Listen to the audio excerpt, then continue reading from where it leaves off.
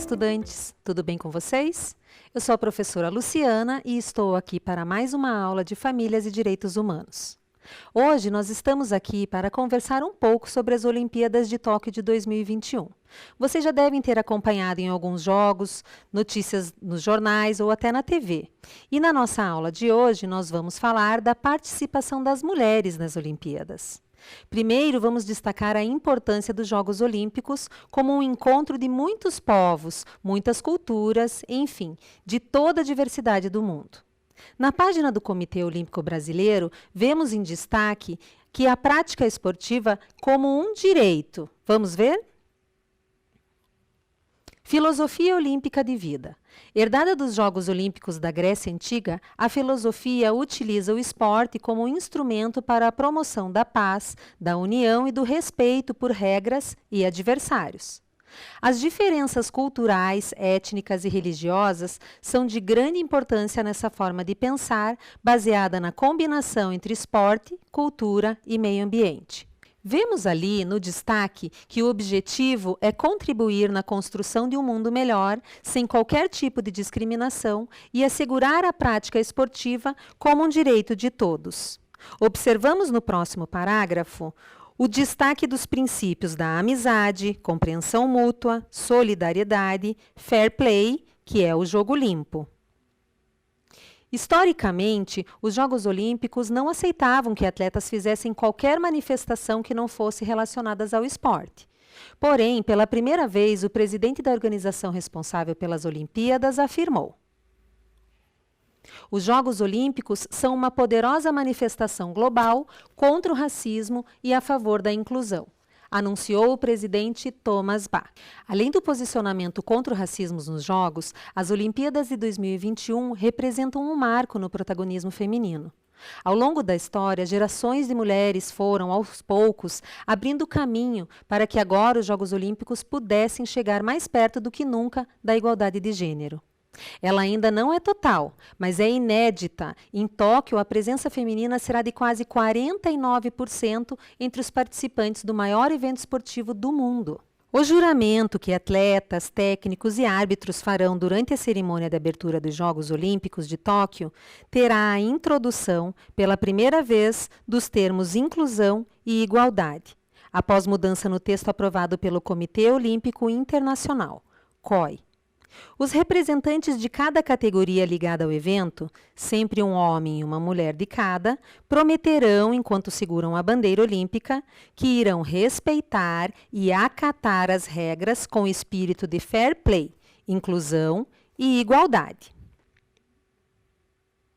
No gráfico que eu vou mostrar para vocês, nós podemos observar a participação das mulheres em número de porcentagem, desde a primeira Olimpíada até a última, que ocorreu em 2016, uma antes dessa que estamos fazendo agora, em 2021. Então, olhem ali, em 1896 não havia participação alguma de atletas mulheres ou femininas. No decorrer dos anos, foi aumentando o número de participantes. Na outra Olimpíada de 1900, já houve a participação de 22 mulheres nos eventos. E em 2016, nós tínhamos 5.176 mulheres participando. Então, nós vimos no gráfico que a participação das mulheres nas Olimpíadas começaram em 1900, mas apenas em duas modalidades, golfe e tênis, já que eram considerados esportes belos e que não exigiam contato físico. Eu trouxe agora para vocês conhecerem a foto da tenista inglesa, que foi a primeira mulher a levar uma medalha de ouro nos Jogos Olímpicos de Paris em 1900. Em 1912, as mulheres começaram a competir na natação. Não era permitido que homens, nem mesmo pais ou irmãos de atletas que fossem da família, assistissem às competições das nadadoras, já que os trajes de banho deixavam muito o corpo à mostra. Mulheres nas Olimpíadas? Várias pessoas criticaram e falaram: pouco prático, desinteressante, desajeitado e não hesita em acrescentar impróprio, disse Pierre de Coubertin, fundador dos Jogos Olímpicos Modernos. O papel das mulheres nos Jogos, escreveu o barão francês de 1912. Consiste principalmente em coroar os vencedores. Porém, algumas mulheres insatisfeitas com a pequena participação e limitação de alguns esportes decidiram se mobilizar. Aí surge Alice Joséphine Marie Milliat, nascida na França, era tradutora de profissão e praticava remo. Ela também era uma ávida nadadora e jogadora de hóquei. E qual foi o seu grande feito? Em 1917, uma francesa chamada Alice Milliat criou a Federação Esportiva Feminina Internacional, a FEF, a fim de permitir que as mulheres competissem no atletismo. A partir da criação da FEF, foram organizados os primeiros Jogos Olímpicos Femininos, em 1922. O sucesso foi tanto que resolveram fazer novamente em 1926 e 1930. Em 1932, foi organizado o primeiro Jogos Femininos Mundiais. Cerca de 100 atletas mulheres de 5 países, como a França, Reino Unido, Itália, Noruega e Suíça, competiram sobretudo nas modalidades de atletismo. Por ter feito um enorme sucesso de público dos Jogos Femininos, acabaram chamando a atenção do COI, que em 1936 começou a considerar as mulheres oficialmente como atletas olímpicas. E, para falar um pouco mais sobre isso, nós trouxemos aqui a atleta brasileira medalhista Maria Lenk. Aos 17 anos, foi a primeira atleta brasileira e a única sul-americana a participar de uma edição dos Jogos Olímpicos. Imagine que a nadadora era a única mulher em uma delegação de 45 homens. Em 16 de abril de 2007, já aos 92 anos, Maria Lenk sofreu uma parada respiratória enquanto treinava. Vejam que ela treinou até os 92 anos e ela treinava 1,5 km por dia. Isso não quer dizer que a participação das mulheres estava garantida nas Olimpíadas. Em 1941, no Brasil, Getúlio Vargas editava o artigo 54 do Decreto-Lei 3.199, que dizia: às mulheres não serão permitida a prática de desportos incompatíveis com as condições de sua natureza. Então, tal decreto foi revogado em 1979, o que freou o avanço das mulheres brasileiras nos esportes olímpicos. Então, nós temos a lei ali, e ali embaixo nós trazemos alguns recortes de jornais da época, que as mulheres ficaram um pouco insatisfeitas, não é mesmo?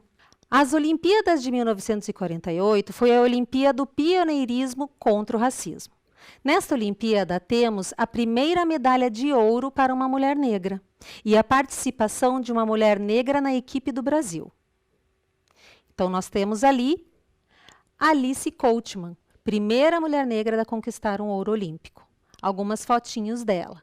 E temos também a Melânia Luz, que fez história ao se tornar a primeira mulher preta a integrar a delegação brasileira nas Olimpíadas de Londres em 1948. Ela morreu aos 88 anos, no dia 21 de junho de 2016. Ainda temos algumas fotos dela com a equipe e dela com o uniforme do Brasil. Muito bem, trouxemos até aqui as mulheres que abriram caminho para outras mulheres no esporte. As primeiras a participarem de uma Olimpíada no mundo, as primeiras brasileiras, as primeiras mulheres negras a lutarem contra o machismo e o racismo no esporte. E agora eu vou trazer para vocês a história de duas mulheres que conquistaram a primeira medalha de ouro para o Brasil. Jaqueline e Sandra, 1962 e 1973. Esta é a história de uma medalha de ouro. Uma não, na verdade, duas medalhas de ouro. As primeiras das brasileiras em Olimpíadas, depois de 64 anos de tentativas.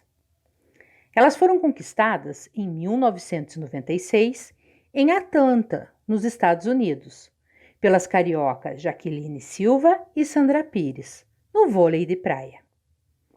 Jaque começou a jogar bem jovem, acompanhando os pais nos finais de semana, nas areias de Copacabana. Dali, foi para o vôlei de quadra.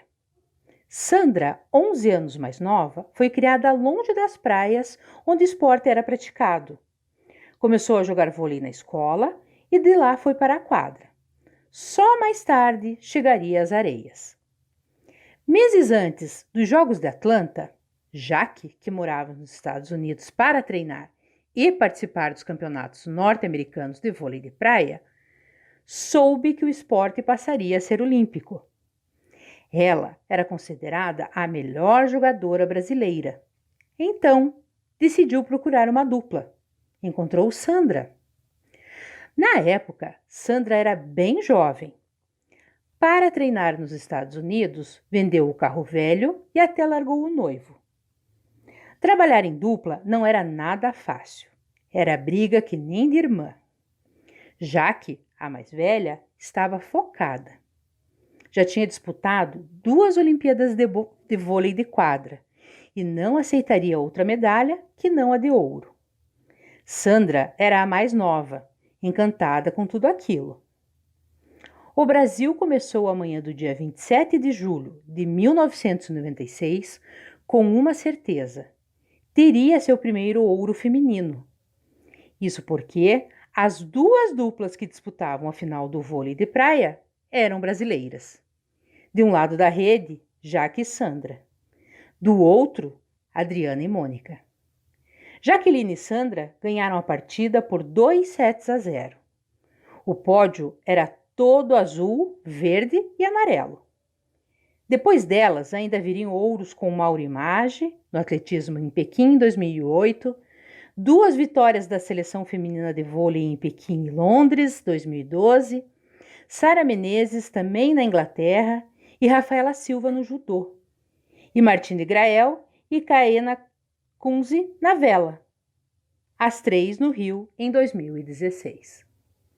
A caminhada foi longa até chegarmos nos dias de hoje, e essas mulheres nos mostraram a importância de não desistir, de não se intimidar e de não se diminuir.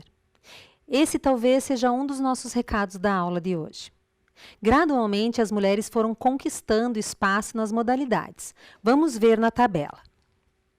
Então, essa tabela nos traz a entrada das mulheres no esporte em Jogos Olímpicos. Lembrando que nessa tabela existem os Jogos de verão e de inverno. Então, em 1900, como eu já havia dito, era somente o tênis e o golfe. Ao longo dos anos, foi aumentando as modalidades. Em 1948, por exemplo, surgiu a canoagem. E em 2012, o boxe, que inclusive uma brasileira nos trouxe uma medalha de bronze. E por fim, em 2016, o golfe e o rugby.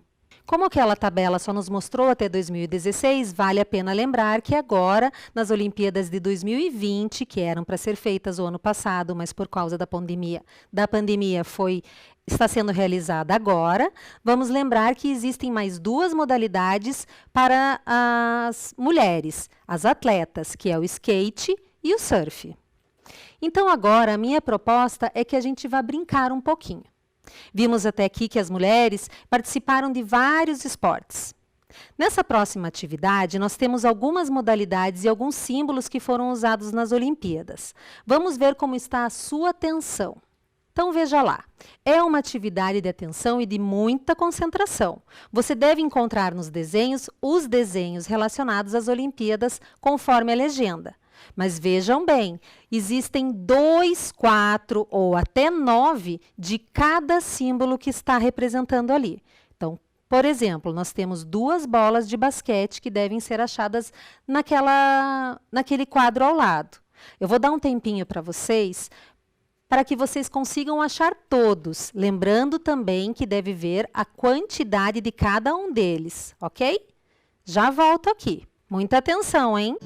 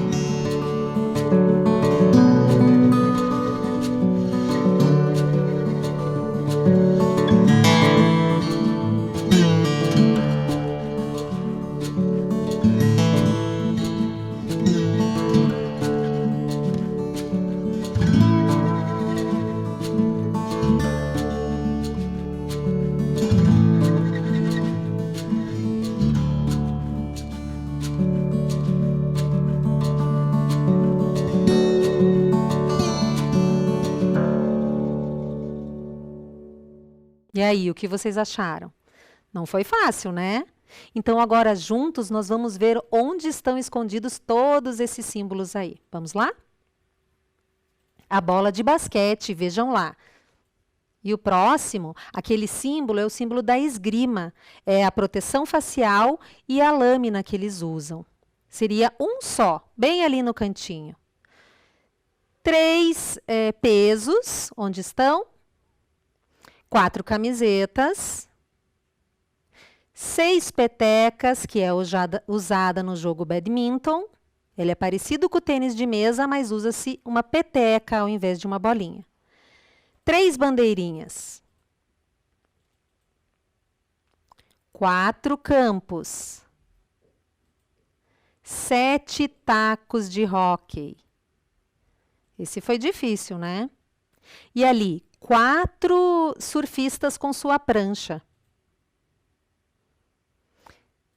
5 bicicletas. 1 pino. 6 bolas de tênis. 4 bolas de tênis com velocidade, que é um desenho diferente do anterior. Essa é um pouco menor. 3 bolas de vôlei. 2 escadas da piscina, né, que é da modalidade da natação. 5 argolas da ginástica. 6 tiros ao alvo.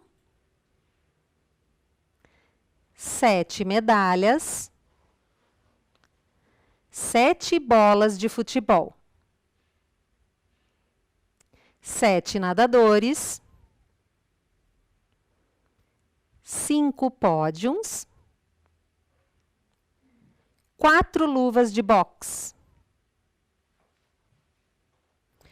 4 raquetes do tênis de mesa e, por fim, 9 símbolos da bandeira olímpica. Quanta coisa, hein? Se você conseguiu encontrar todos, parabéns! Sua atenção e concentração estão ótimas. E se você teve dificuldade de encontrar, não desanime. Da próxima vez eu tenho certeza que você vai conseguir. E agora nós vamos ver como estão os seus conhecimentos sobre as Olimpíadas. Eu vou mostrar para vocês um quiz. Então vejam lá. Nós temos 4 perguntas que eu vou deixar um tempinho na tela para que vocês possam pensar nas respostas. Eu vou ler aqui com vocês e já volto para a gente ver o que você acertou aí. Quais são as 6 cores que aparecem na bandeira olímpica? Então, nós temos ali as 3 opções. Vejam bem qual delas vocês vão escolher. Na número 2, nós trazemos o que representa os 5 anéis do símbolo olímpico. O que será que é? Na 3, em que ano as mulheres brasileiras participaram pela primeira vez nos Jogos Olímpicos?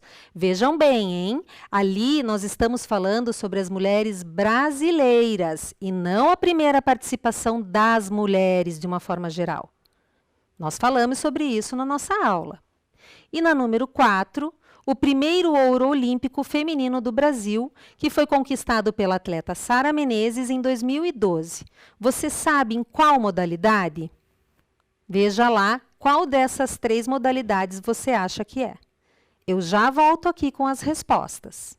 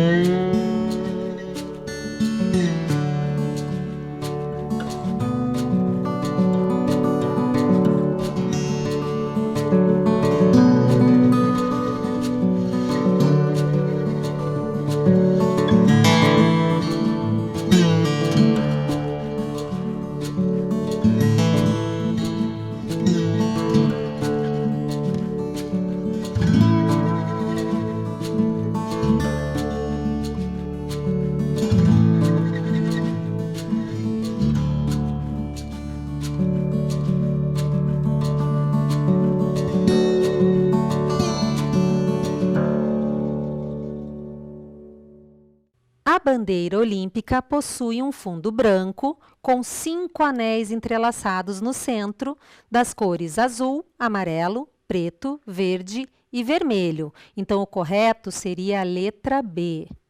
E os anéis, o que será que representam? Então, tá ali, ó, os 5 anéis que foi projetado pelo Barão Bière de Coubertin, que foi um fundador dos Jogos Olímpicos Modernos, eles representam os 5 continentes habitados do mundo: a Europa, a Ásia, a África, a Oceania e as Américas. Trouxe a bandeira para que vocês possam visualizar. E as respostas das outras duas, vamos ver lá. As mulheres brasileiras participaram pela primeira vez nos Jogos Olímpicos em Los Angeles no ano de 1932. Maria Lenk, aquela nadadora brasileira que nós vimos, foi a primeira mulher a participar dos Jogos. Então, seria a letra C. E, por fim, na nossa modalidade individual, que a gente acabou não colocando lá naquela questão, mas seria na modalidade individual, o primeiro ouro olímpico feminino do Brasil foi conquistado pela atleta Sara Menezes em 2012 na modalidade de qual? O judô, em que o Brasil ganhou inclusive a medalha. E, depois disso, conquistou um grande número de medalhas olímpicas também. Então, já que estamos falando das primeiras mulheres na história das Olimpíadas, trouxemos aqui a foto da primeira seleção feminina de futebol. Então, vejam lá. O primeiro time formado oficialmente foi apenas em 1988. Junto com essa foto, nós trouxemos algumas questões para que vocês possam refletir a respeito. Vejam bem. Em 1940 até 1988, não havia seleção feminina de futebol. Quantos anos o futebol foi considerado apenas para os homens? Se estamos no ano de 2021 e a primeira seleção feminina de futebol surgiu em 1988, nós podemos afirmar que oficialmente a história do futebol feminino tem quantos anos? E na sua opinião, o futebol feminino tem uma história recente? Esse tempo interfere na opinião das pessoas sobre essa modalidade do esporte? Qual sua opinião sobre o futebol feminino? Eu vou deixar essas questões um pouquinho aí para vocês refletirem e já volto.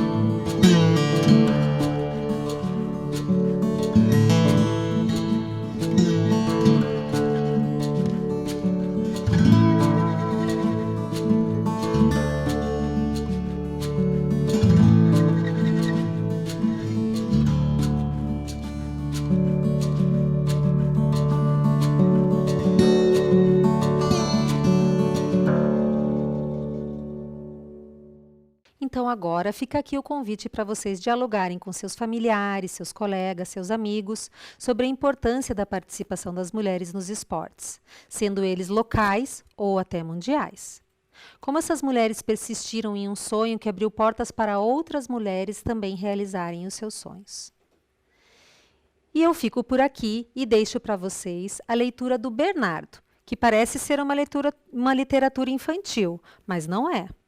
Ele nos mostra a importância de sonhar. Espero que gostem. Fiquem bem e até a próxima. Faça como o Bernardo. Simon Philip e Kate Hindley.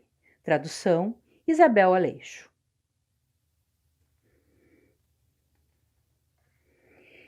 Eu faço tudo o que um coelho deve fazer. Tudo o que eu acho que um coelho faz. Eu mexo o nariz, eu levanto as orelhas, eu cavo a grama e abro buracos, bem fundos no jardim e nos campos, porque é isso que os coelhos fazem. E quando não estou fazendo nada disso, tento ser o mais fofinho possível. Quando os outros coelhos saltam, eu salto. Quando eles pulam, eu pulo. Quando eles dormem, eu também durmo. E, como eles, eu sonho. Mas os meus sonhos não são iguais aos deles. São menos coelhais, são mais incomuns. Eu até tento achar que está tudo bem, que meus sonhos incomuns não são importantes. Bernardo, me perguntam eles, você sonha com o quê? Com a mesma coisa que vocês, eu falo. Cenouras? É, as bem laranjinhas. Mas isso é uma mentira deslavada. Dia após dia, continuo tentando ser igual a todo mundo, pulando, cavando e sendo o mais fofinho possível. E, como muita alface, mais do que um coelho deveria ter que comer. Coelhos comem outras coisas também, coisas que ninguém deveria comer. E para mim chega. Eu não aguento mais isso. Eu decidi. Comecei devagarzinho. Primeiro me senti meio estranho, saltando quando os outros pulavam, pulando quando os outros saltavam. Mas logo isso me pareceu muito normal. No trabalho, eu fazia tudo como antes. Bem, quase tudo. E a hora de dormir nunca foi tão divertida. Enquanto os outros dormiam, eu me aventurava. Alguns coelhos ficaram desconfiados, mas a maioria não percebeu nada. Então, quando chegou o momento certo, no grande baile anual dos coelhos e coelhas, eu fui em frente e vejo o que aconteceu. Todo mundo ficou de olhos arregalados como coelhos de olhos arregalados. Você não pode usar isso, gritaram eles. Você é um coelho. Nós somos todos iguais. Mas eu não era. Eu rodopiei e me afastei dos gritos deles, até meu mundo começar a girar mais rápido do que nunca. E eu me senti livre e incrível, e eu mesmo. E um pouco enjoado, com certeza por causa de toda aquela alface. E talvez por causa de tanto girar também. Eu não estava apenas saltando e pulando. Eu dancei muito e arrasei a 1000 por hora. Todo. Eu me balancei com graça, eu me sacudi com alegria. Minha roupa reluzia, minha capa cintilava. Naquela luz incrível, foi maravilhoso. A maioria dos coelhos ficou de boca aberta por causa do meu gingado e daquele globo espelhado. Bom, talvez por causa da minha roupa também. Ele parece um coelho dançando discoteca, gritou o Bento. Ele é um coelho dançando discoteca, declarou a Bia. Será que ele não sabe que devemos ser todos iguais? Reclamou a Bela. Mas havia uma coelhinha, a Beth, que não estava de boca aberta. Eu gostei, disse ela. É tão diferente. E logo a Beth estava se balançando também, tão feliz e diferente como eu. E todo mundo começou a pensar. E antes que eu percebesse, todos nós éramos bem diferentes. Depois de muito dançar, nos sentamos em silêncio. E aí eu fiz a pergunta que não queria calar. Vocês sonham mesmo com as cenouras? Por um instante, ninguém disse nada. Mas, enfim, o Bento revelou. Eu odeio as cenouras. Eu sonho com queijo. Eu também, sorriu a Bia. E com música. E eu com balé, explicou a Beth. E eu com chapéus, riu a Bela. Chapéus estilosos e fabulosos. E à medida que eles contavam os seus sonhos, acho que seus corações dançavam tanto quanto o meu.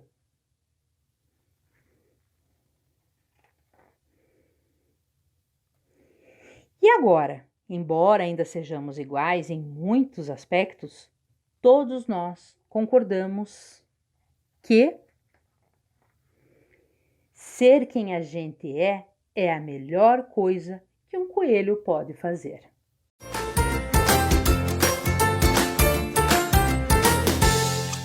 Oi, gente! Para quem não me conhece, eu vou me apresentar. Eu sou o Curitibinha e estou aqui para falar de um assunto muito importante, o coronavírus. Ai. Mas olha, não é para ter medo, e sim tomar os cuidados devidos. Vamos ver se você está por dentro? Quando for lavar as mãos, tem que lavar a parte de dentro da palma, a parte de cima. Não pode esquecer entre os dedos, essa região precisa ser lavada. E as unhas, as pontinhas do dedo também. Então você espalma a mão, esfrega a pontinha, troca, esfrega os punhos e aí sim você enxágua. E com certeza toda a sua mão está protegida. Esse vírus é muito resistente, então tem que tomar cuidado. Ele pode sobreviver até 12 horas sobre superfícies metálicas. Então muito cuidado quando passar a mão em corrimãos ou em maçanetas.